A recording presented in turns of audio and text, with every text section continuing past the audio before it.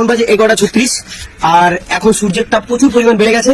তো আজকে আমি দেখাবো কি করে সূর্যের তাপে মাছ ভাজতে হয়। তো আমি কিছু চিংড়ি মাছ আগে থেকে কেটে নিয়েছি, এই যে দেখতে পাচ্ছেন। এই সরিষার তেল দিয়ে দিচ্ছি, দিয়ে দিলাম।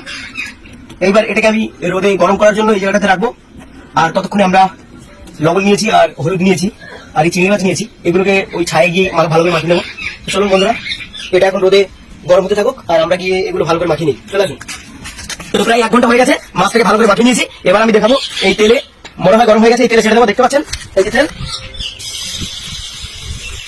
এই যে দেখতে পাচ্ছেন বন্ধুরা, সূর্যের প্রখর তাপে তেল গরম হয়েছিল আর সেই গরম তেল দিয়ে চিংড়ি মাছ ভাজছি।